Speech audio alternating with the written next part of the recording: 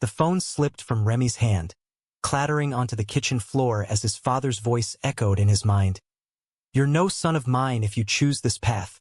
It was supposed to be a simple coming-out conversation over dinner in their cozy suburban home in Chicago. But instead, it shattered everything. By morning, his bags were packed at the door, his mother avoiding his eyes as she whispered, "We can't have this in our family," leaving Remy, at 22, homeless and heartbroken on the rainy streets. Remy wandered aimlessly through the downpour, his soaked hoodie clinging to his frame, replaying the scene in his head. How had it gone so wrong? He'd prepared for weeks, gathering courage from online forums and a few supportive friends at college. But his parents, devout conservatives from a tight-knit community, saw his sexuality as a betrayal of their values. "It's unnatural," his father had bellowed, slamming his fist on the table. "You'll bring shame on us all." Remy's pleas fell on deaf ears. They didn't even let him explain. Now, with only a backpack and a few $100s, he headed to the only place he could think of, his grandfather's house on the outskirts of the city. Grandpa Elias opened the door with a gruff nod, his weathered face softening at the sight of Remy's drenched figure. "Come in, boy. Looks like you've been through hell." Elias, a retired factory owner who'd built his fortune from scratch, had always been the family's outlier. Liberal, outspoken, and fiercely independent. He didn't bat an eye when Remy spilled the truth over hot coffee. "Love is love, kid. Your parents are fools if they can't see that." That night, Remy crashed on the guest bed, tears soaking the pillow as waves of rejection crashed over him. But in Grandpa's quiet acceptance, a spark of hope flickered. Days turned into weeks, and Remy threw himself into rebuilding. He enrolled in community college classes for graphic design, a passion he'd hidden from his parents who pushed him toward engineering. Grandpa's home became a sanctuary, filled with old jazz records and stories of Elias's youth in the 1960s, fighting for civil rights. "Society changes slow," Elias would say, puffing on his pipe, "but you fight for your place in it." Remy nodded, but inside, the wound festered. He avoided calls from relatives, ignored the gossip rippling through family group chats. What hurt most was the silence from his younger sister, Mia, who he'd always protected. Had she turned her back too? One evening, while sketching in the backyard, Remy met Jordan. The neighbor's son, home from New York for the summer, jogged by and stopped to admire Remy's drawing of the city skyline. "That's incredible," Jordan said, his warm smile cutting through Remy's isolation. They talked for hours about art, dreams, and the struggles of being gay in a world that still judged. Jordan, 24 and openly out, shared his own stories of acceptance from his progressive family. For the first time since the disownment, Remy felt seen, not as a disappointment but as himself. Their friendship blossomed into something deeper. Late-night walks along the lakefront turned intimate, hands brushing, then holding. Jordan's kiss under the stars was electric, a balm to Remy's bruised heart. But doubt crept in. "What if I'm not ready?" Remy confessed one night, lying on the grass. Jordan squeezed his hand. "We'll take it slow. You've been through enough." Yet, as their relationship grew, so did the internal conflict. Remy wrestled with guilt. Had he destroyed his family for this? Society's whispers echoed in his mind. The stares at pride events, the news stories of hate crimes. He pushed forward, but the pressure built like a storm. Grandpa noticed the change. "That boy's good for you," he said over breakfast. Remy blushed, admitting the truth. Elias chuckled. "About time you found happiness. Don't let your parents' bigotry steal it." But happiness felt fragile. Remy landed a freelance gig designing logos, earning enough to contribute to the household. Jordan encouraged him, helping with portfolios late into the night.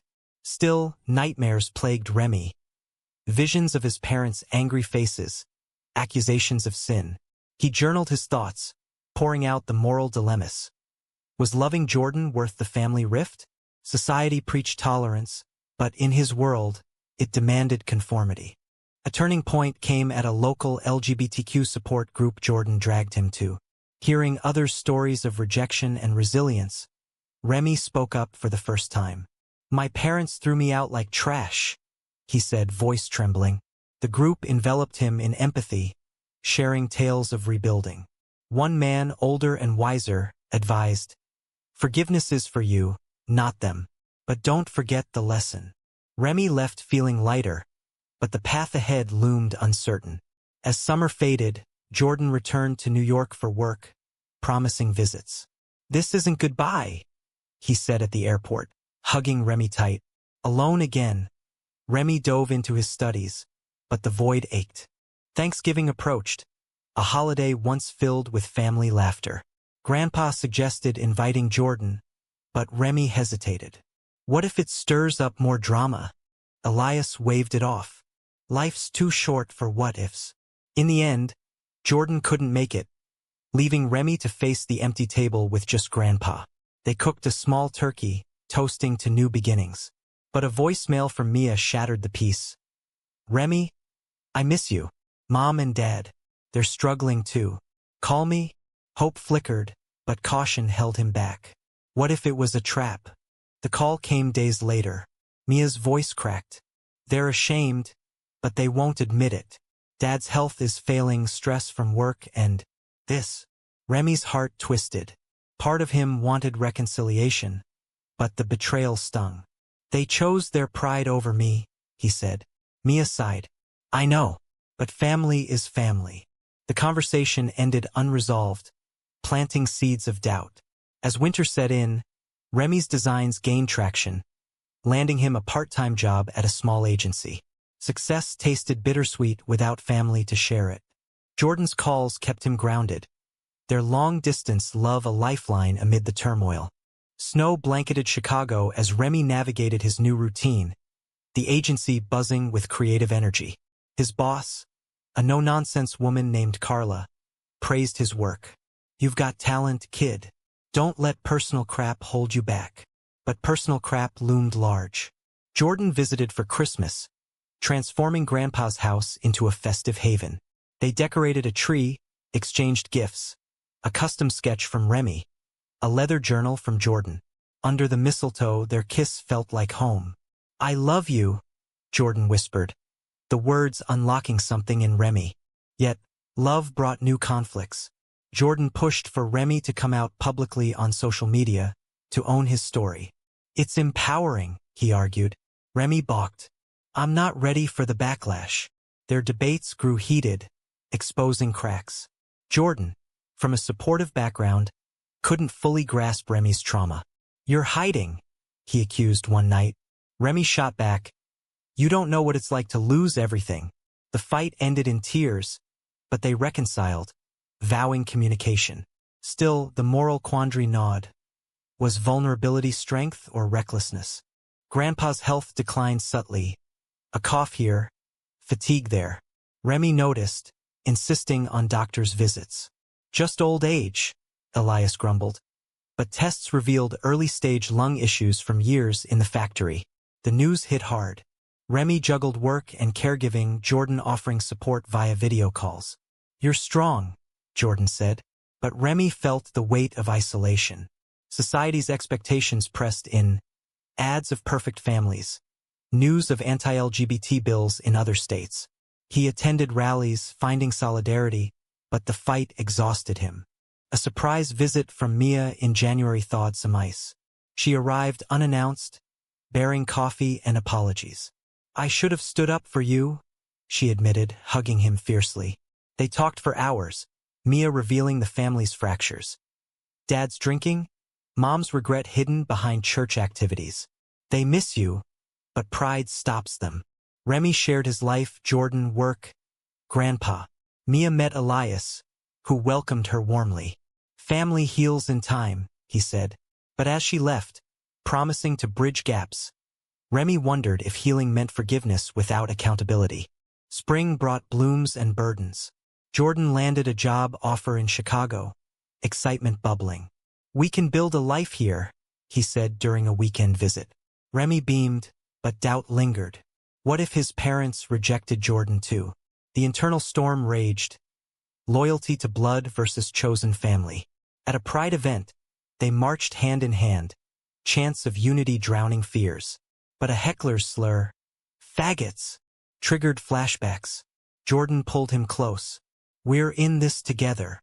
Grandpa's condition worsened, requiring hospital stays.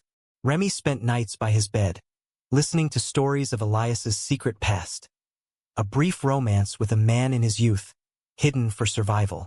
"Times were different," Elias confessed. "Don't make my mistakes. Live openly." The revelation stunned Remy, deepening their bond. He confided in Jordan, who urged therapy. Process the trauma. Remy started sessions unpacking layers of hurt. The therapist challenged him. "What do you owe your parents? What do they owe you?" As summer heated up, Jordan moved in temporarily, the house alive with laughter. They cooked meals, planned futures. But a family reunion invite arrived via Mia. "Come home," she pleaded. Remy agonized. Jordan supported whatever choice. "But don't go alone." In the end, Remy declined, citing Grandpa's health. The decision felt right, but guilt shadowed it. Society's narrative of family forgiveness clashed with his reality. Betrayal demanded boundaries. Work thrived. Remy's designs featured in a local campaign promoting LGBTQ rights. Praise poured in, but imposter syndrome whispered doubts. "You don't deserve this," it said, echoing his parents' words. Jordan countered with affirmations, their love an anchor. Yet external pressures mounted. News of a hate crime nearby shook them. "Is it safe?" Remy worried. Jordan's optimism clashed. "We can't live in fear." Grandpa rallied briefly, sharing financial advice. "I've set things up for you," he hinted, alluding to his estate. Remy brushed it off, focused on recovery. But Elias's cough deepened, prognosis grim. Remy balanced caregiving with Jordan's needs, exhaustion creeping. A heated argument erupted when Jordan suggested hiring help. "I can't abandon him," Remy yelled. Jordan softened. "You're not alone anymore." Mia's calls increased, hinting at parents softening. "Dad asked about you." Hope tempted, but caution prevailed. As fall leaves fell, Grandpa's lucid moments grew rare. One evening, he gripped Remy's hand. "Promise you'll fight for your happiness." Tears flowed as Remy nodded. Jordan held him that night, their bond tested but unbreakable. The moral crossroads loomed. Forgive or forge ahead. Winter's grip tightened as Grandpa's health plummeted. Hospital beeps a constant soundtrack. Remy shuttled between work, visits, and Jordan, the strain etching lines on his face. Therapy sessions delved deeper, uncovering resentment's roots. "Your parents' rejection isn't about you," the therapist said. "It's their fear." Remy pondered, but anger simmered. Society amplified it. Politicians debating gay rights like bargaining chips. Friends sharing stories of similar disownments. Jordan's patience wore thin during a rare date night. "You're pulling away," he accused over dinner. Remy admitted the overwhelm. "Everything's crumbling." They talked through it, recommitting. But the divide showed. Jordan wanted normalcy. Remy battled survival mode. A weekend getaway to the countryside offered respite. Amid rolling hills, they reconnected, discussing dreams. A home, maybe marriage. "One day," Jordan promised. Remy smiled, but doubt whispered. Could he have it all? Back home, Mia visited again, bearing news. "Mom wants to see Grandpa." Remy tensed. After ignoring him for years, Elias had distanced from his son, Remy's father, over ideological clashes. Mia persisted. "It's family." Remy relented for Grandpa's sake. The visit was awkward. His mother, Karen, teary-eyed, avoided Remy's gaze. Father Richard stayed silent, the air thick with unspoken regrets. Elias, weak but sharp, addressed them. "You hurt the boy. Fix it." They left without promises, leaving Remy conflicted. The encounter stirred turmoil. In bed, Remy confessed to Jordan. "Part of me wants them back." Jordan understood. "But on your terms." The moral dilemma intensified. Was reconciliation betrayal to himself? Society pushed forgiveness narratives, but Remy questioned their validity. At a support group, he shared the story, receiving mixed advice. "Blood isn't everything," one said. "Give them a chance," another countered. Grandpa's lucid days dwindled, but he insisted on legal matters. A lawyer visited, papers signed in secret. "For your future," Elias murmured. Remy worried, but focused on comfort. Jordan helped, cooking soups, reading aloud. Their love deepened amid adversity, but external storms brewed. A workplace incident, a colleague's homophobic joke, tested Remy. He reported it, earning allies, but the reminder stung. Acceptance was fragile. Spring thawed the snow, but not the tension. Mia relayed parents' overtures, a card, then a call. Richard's voice cracked. "We were wrong." Remy listened, heart pounding. "Why now?" he asked. "Grandpa's dying." Silence followed. The call ended ambiguously, planting seeds of possibility. Jordan cautioned, "Actions over words." Remy agreed, but hope flickered. As flowers bloomed, Grandpa slipped into coma. Remy kept vigil, Jordan by his side. Memories flooded. Fishing trips, life lessons. "You saved me," Remy whispered. Elias passed peacefully one dawn, his hand in Remy's. Grief crashed like waves, Jordan holding him through sobs. The funeral planning blurred days, simple per Elias's wishes. Invites went out, including to parents. Mia confirmed attendance. The service was intimate, friends and neighbors sharing stories. Remy eulogized, voice steady. "He taught me love without conditions." Jordan squeezed his hand. But as dirt hit the coffin, Richard and Karen approached. "We're sorry," Karen wept. Richard nodded. Remy froze, emotions swirling. Was this genuine? Society's pressure to reunite loomed, but betrayal's scar ached. Post-funeral, the lawyer summoned Remy. "Elias left everything to you. $10 million estate." Shock rippled, but whispers circulated. Parents contesting. Mia denied, but doubt seeded. Jordan urged caution. "Protect what's yours." The inheritance amplified conflicts. Wealth as validation or target. Remy pondered Grandpa's intent, to empower or test. Tensions escalated at a family dinner Mia organized. Parents arrived, remorseful facades cracking. "We need help," Richard admitted. "Debts from bad investments." Karen pleaded. "Family shares." Remy recoiled. "You abandoned me." Arguments erupted, old wounds reopening. Jordan defended. "He owes you nothing." The night ended in stalemate, Remy's trust fracturing further. Summer's heat mirrored the boiling conflicts as Remy navigated probate. The $10 million, stocks, property, savings, overwhelmed. Jordan helped organize, suggesting investments.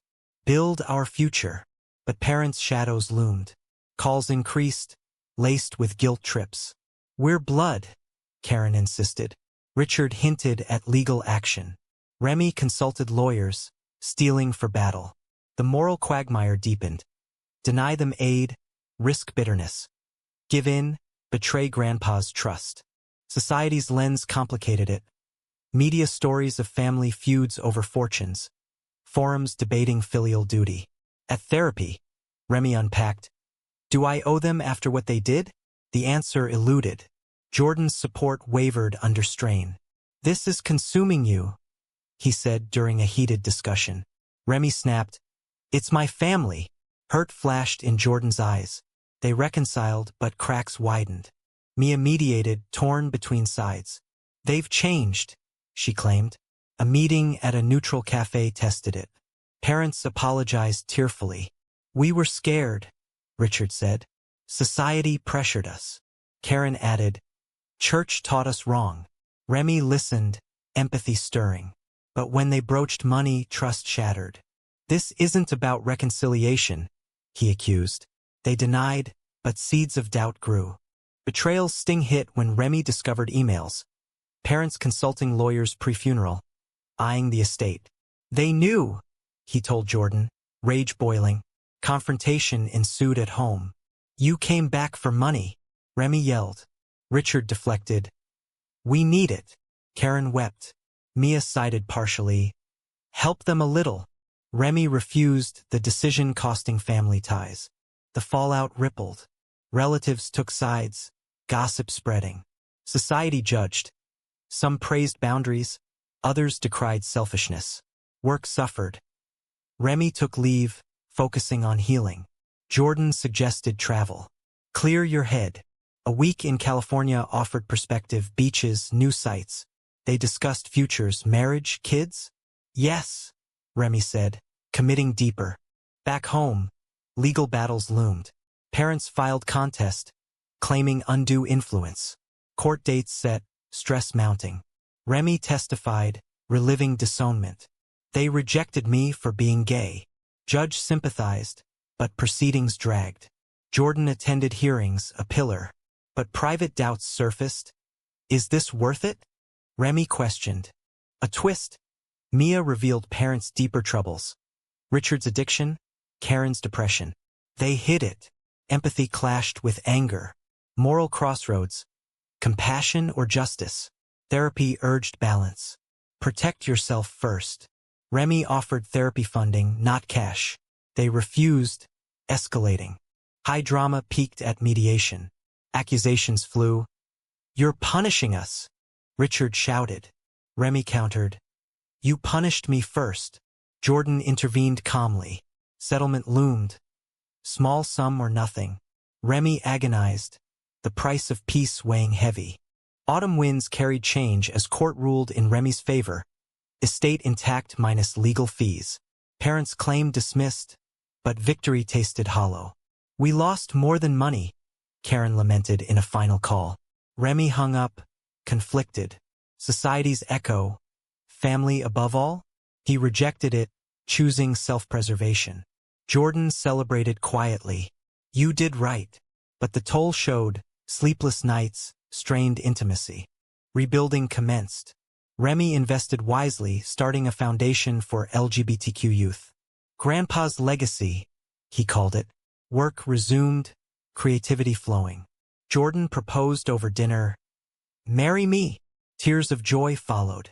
Yes. Planning ensued, joy amid shadows. Parents' silence broke with a letter. Disinheritance threats reversed, but pleas persisted. Mia distanced, hurt by divisions. Remy reached out, mending sibling bonds slowly. I love you, he told her. She reciprocated. A bridge rebuilt. External pressures mounted. Anti-gay legislation news, community attacks. Remy advocated, speaking at events. Jordan joined, their partnership strengthening. But internal demons lingered, guilt over parents' struggles. Should I help? He confided. Jordan, only if it doesn't break you. A betrayal surfaced. Richard forged documents, attempting fraud. Discovered, charges pressed. Family imploded. Karen blamed Remy.